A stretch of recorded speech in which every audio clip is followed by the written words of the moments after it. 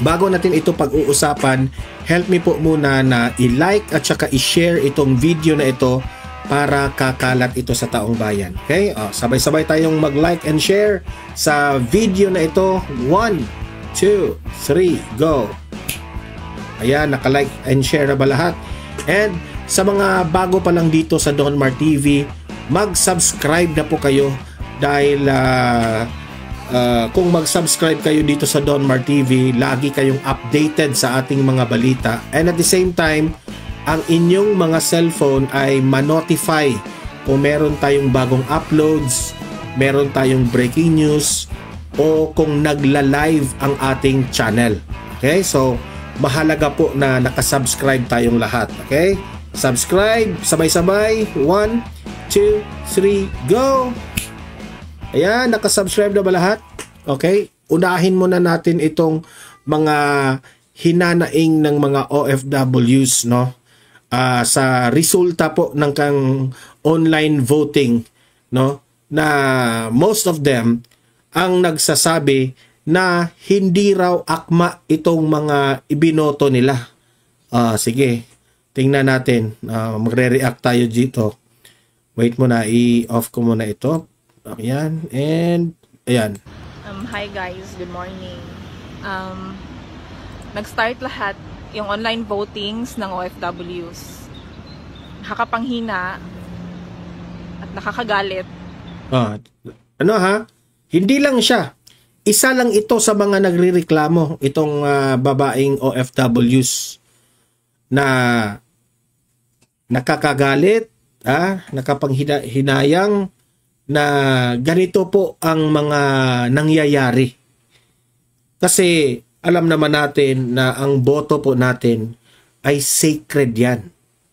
Okay? Nakasalalay po ang ating kapalaran ng ating bansa. Pero kung ganito man lang ang mangyayari, na kung dadayain tayo, wala na talaga, no? Hindi na po ito nakasaad sa plano ng Panginoon, 'di ba? Plano na ito ng mga buhaya. 'Di ba? So, kung ito kasi I know for sure magrereklamo ito at imbestigahan ito, no? So tingnan lang natin, hindi muna natin husgahan yan. Okay, patuloy. Kasi hindi akma yung result ng balota namin sa binoto namin, which is may mga resibo lahat. Yung binoto namin, tapos yung nakalagay sa result of my ballot, of your ballot. Now, so, meron kasi silang pinipili doon. Ito yung iboboto ko, di ba? For example, lahat ng binoto mo ay PDP laban. Okay? Tapos, merong lalabas doon na parang result, no? Mamaya, ipapakita ko yan. Nagtataka sila, bakit iba yung mga pangalang lumabas? Yung mga hindi nila binoto, yun yung mga lumalabas. Especially yung mga pangalan ng mga alyansa ng Bagoong Pilipinas. Ay, nako. Hindi naman, hindi dapat ganyan, no? Siguro, mamaya, i-explain yan ni Comelec George Garcia. Sige. Out of 12 na binoto ko, yung pumasok lang is 3 or 4. Imagine that one. Siyempre, ikaw, vote straight ka sa PDP, no? PDP laban. Vote straight ka. Yun yung in-input mo na ito yung iboboto ko. Tapos, 3 lang yung lumabas. Hindi ba yun nakakagalit, ha? Siyempre, ikaw magagalit ka. Diba? What's the point na meron tayong eleksyon kung dadayain lang tayo? Diba? Walang point. Yan na nga ang dating mga diba? Ito na yung sinasabi ko na reklamo nila ni Attorney Vic at nila Jimmy Bondok, di ba? Na protesta sila diyan sa online voting na ito kasi something's fishy na talaga. Ha? Hoy, Comelec George Garcia, ha? Ipaliwanag mo ito. Ha? Ano ba ang nangyayari dito? Gusto naming malaman at maunawaan itong mga pangyayaring ito. Hindi mo na kami manghuhusga dyan, ha? Tapos yung the rest, hindi ko binoto. Kasi I vote PDP Laban eh. Isa ito, ha? Itong OFW na ito, nag-vote siya ng straight sa PDP Laban. Klarong-klaro yan, ha? Tapos plus 2 na dalawa na yung sinabi ni Kong Pulong Duterte. Now, Comelec, paki-aksyonan to. OFWs, ha? Mga taga-Comelec, nagsalita na po ang mga OFWs, paki-aksyonan naman ito. Sabi dito, sana maaksyonan agad ito. Di naman magrireklamo ang mga OFW kung di nila nakita eh. Nakita nila doon. Paano yan ngayon? Nabubuking ba? Ay nako.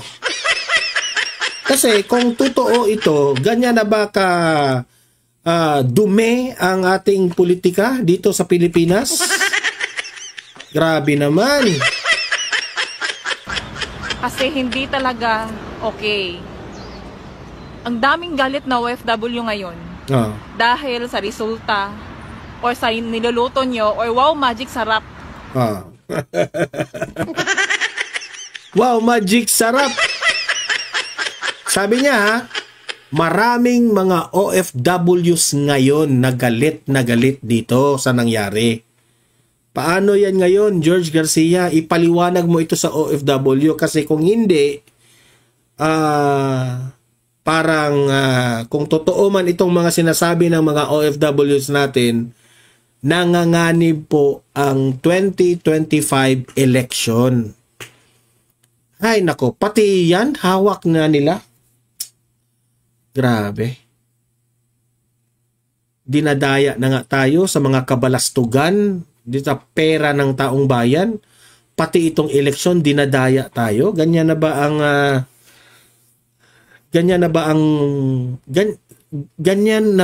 ang kultura ng mga Pinoy? Lagi na lang tayong nadadaya. Merong nandadaya at meron ring nadaya. Ano ba yan? Ay nako. Kaya ang Pilipinas ay walang asenso dahil sa mga ganitong mga pangyayari. Meron tayong mga matitino na mga tumatakbo, hindi manalo-nalo. Kasi dadayain rin ng mga buwaya. Ay, nako. Ano to, Hello Garci? Grabe. As in, aksyonan nyo yan, Comelec. Kasi galit na galit yung ibang OFWs na bumoto. 54,000 pa lang daw yung naka-enroll dun eh. Tapos yung iba na nawawala ng gana, it's because, yan, may nakaluto na agad eh. Diba? Sayang yung... Yung iba raw, wala nang ganang bumoto yung ibang OFWs. Kasi lahat nagrereklamo. Bakit naman ang Comelec, no? Bago nangyari itong ganyan, sana in-explain nila. Na ito yung lalabas, ganyan. Ngayon lang sila nagpapaliwanag na nangyari na eh. Kasi mamaya, ayon kay Comelec George Garcia, normal raw yun na lumabas yung mga pangalan na hindi mo binoto. Meron siyang explanation mamaya, pero ang tanong ko dyan, bakit ngayon nyo lang in-explain yan? Di ba? Boto. Kaya lahat ng OFWs, bumoto kayo, screenshot nyo, screen record nyo, para may... So, yan ang yan ang payo ng isang OFW. Once bumoto na kayo, i-screen record nyo sa mga cellphone ninyo. Okay? Para may ebidensya kayo. I-screenshot nyo ba? Ganon. Lahat. Para may ebidensya. Which is tama rin naman si ate, no? Screen record nyo. Baka sabihin nila tayo pa yung nandaya, di ba? Ganyan naman sila eh. Tayo yung matino, magiging tayo yung nandadaya. So, para to be sure, para sigurado tayong lahat ha, i-screenshot nyo, i-screen record nyo. Yan. Yan ang gagawin nyo para wala silang lusot dito. Laban tayo. Kahit ireklamo man natin yan, yung pinuno ng COMELEC, kaalyado ni Bangag. Which is, ang pinatutungkulan niya, itong si COMELEC George Garcia. Kasi itong taong ito, ay dati itong attorney ni Bongbong Marcos. Patay tayo dyan. Pero syempre, hindi na tayo nang husga na talagang may daya na nangyari kasi i-investigate pa naman ito. And let's us also give a chance ni COMELEC George Garcia na makapag-explain patungkol dito. Okay? Mamaya. May karapatan tayong magreklamo kasi botante tayo eh. Correct. Tanginang berno to. Ay, pakiaksyonan lahat, COMELEC. Huwag paabutin sa... Basta, ang hirap magsalita. Ay, bye. Di ba? Pati si ate, nahihirapan ng magsalita dahil sa galit niya, di ba? Ay, nako. Siyempre, ramdam ko ang galit nila kasi po alam naman natin itong mga OFWs nasasaktan sila sa nangyari po kay former President Duterte. Yun ang pinakauna, itong mga OFWs. Pangalawa, boboto sila dahil ito lang yung tanging paraan na makabawi tayo kay Tatay Digong, makabawi tayo sa bansang Pilipinas na kapag na yung mga leader natin ay for example, si VP Sara naman ang gusto nating maging leader, kung ma-achieve natin yun, syempre matutuwa tayo at kampante tayo na malinis ang daloy ng administrasyon o gobyerno natin sa Pilipinas. Yun naman talaga ang pangarap nating lahat especially ang mga OFWs. So ramdam ko bakit sila nagagalit. Magagalit talaga sila dahil every vote isinapuso yan nila. Okay? So heto, ipapakita ko sa inyo isa ring OFW na may ebidensya na yung hindi binoto ang mga lumalabas na mga pangalan. Ay, nako. Ito, panoorin natin ito. Pasok. Guys, sa mga nagtatanong doon sa resulta ng votes ko, yan po siya, diba? Clear naman po na 10 senators po yung binutuhan ko, PDP, plus si Honasan at si Gonzales, and Duterte Youth Party List. Pero nang chinek... So, klaro yun ipinakita niya yung mga binoto niya. Okay? PDP. Tapos, dito sa ilalim, your ballot ID plus the code, blah, blah, blah, where are you located, ganyan. Tapos may box doon na mag-a-appear. Sabi dyan, this is your ballot content. Ito na. This is your ballot content. Dito mo na makikita ang mga pangalan na lumalabas na resulta. Yung mga hindi mo binoto, dyan na lalabas. Tingnan nyo. Tingnan nyo si ate ko po sa QR code. Ito po yung lumabas. Merong si Brosas. Hindi niya binoto si Brosas pero lumabas si Brosas. Ay! Paano na yan? Ano pa? Sino pang lumabas? Si Bato. At least si Bato lumabas. Marami, si Cayetano, si Cayetano. Yung babaeng Cayetano. Alyansa ng Bagoong Pilipinas. Ay, naku. Ano pa? Sino pa? Lapid. Ito yung sinasabi ng, yung kanina ba? Yung nagsalita kanina, na 12 yung kanyang binoto, 3 lang yung lumabas na tama. Ha? Yan sa kanya, sa kanyang ipinakita, isa pa yung lumabas, si Bato de la Rosa. Para sigurong may konting ipalabas na ay manalo si Bato. Kasi si Bato naman at si Bongo, mataas naman talaga yung rating ni Bato at ni Bongo, di ba? Play. Yung mga hindi ko naboto ba, nagtataka ako, nagugulan ako, bakit ganyan? Oh. Ay, nako. Ate, nagtataka ka, bakit yung mga hindi mo binoto, bakit lumabas dyan sa ballot content, di ba? Ay, kawawa ang bansang Pilipinas dito. Andyan din si Rebilla, si Binay. Rebilla, Binay, lahat yan. Alyansa ng bagoong lahat. Patay tayo dyan. Oy, Comelec, paki-check. Ang dami nilang ang daming nakalagay dyan, kaya di namin naintindihan. Pero at least... Kasi yan parang duda ko dyan, mga codes yan Diba? Pero mamaya, may explanation si Comelec George Garcia dyan. May proof kami.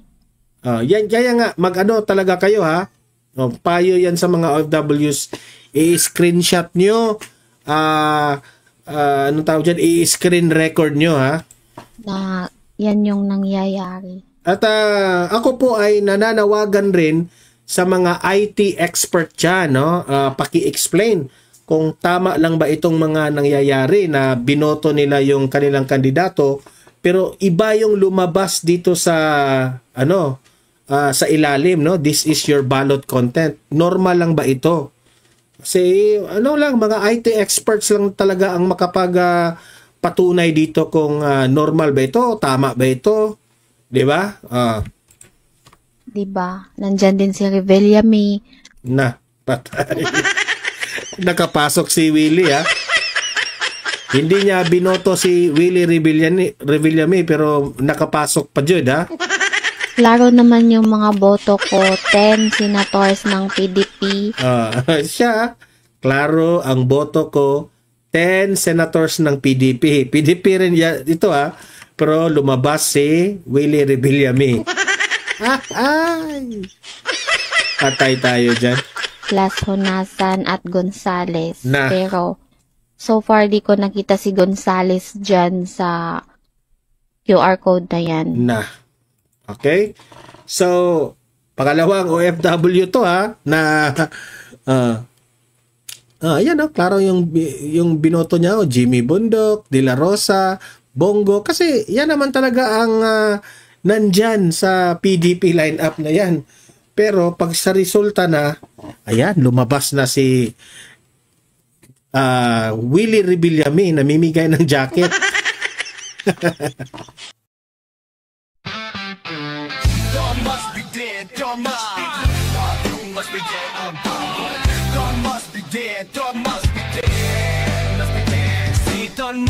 Dito na laging nakaabang, hatid ang balita mula umaga hanggang gabi. Politika sa Pinas, bawat galaw na susubaybayan. Kasama ka sa kwento ng bayan, laging may say-say. Laging updated sa kwentong politika.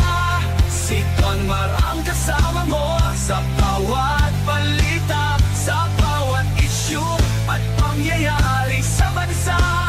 Don Mar TV para sa bayan talaga.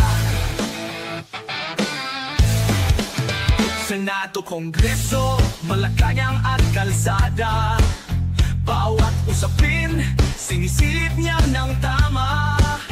Ang totoo at walang bias ang kanyang dala. Para sa Pilipino, bawat kwento'y may halaga. Laging updated sa kwentong politika. Si Don Marang kasama mo sa bawat balita, sa bawat issue at pangyayari sa bansa. Don Mar TV para sa bayan talaga. Kung gusto mo ng balita, dito ka tumutok. Walang kasinungalingan dapat at walang halong usok. Si Don Marang gabay mo sa katotohanan. Bawat balitang dala sa bayan nakalaan. Laging updated sa kwentong politika. Si Don Marang kasama mo sa bawat balita, sa bawat issue at pangyayari sa bansa. Don Mar TV para sa bayan talaga. Don Mar TV ang iyong kakampi sa balita. Tunay na serbisyo sa bayan, nakatuon ang mata. Kaya't mag-subscribe na para lagi kang una. Sa kwentong politika ni Don Mar TV tayo magkakaisa.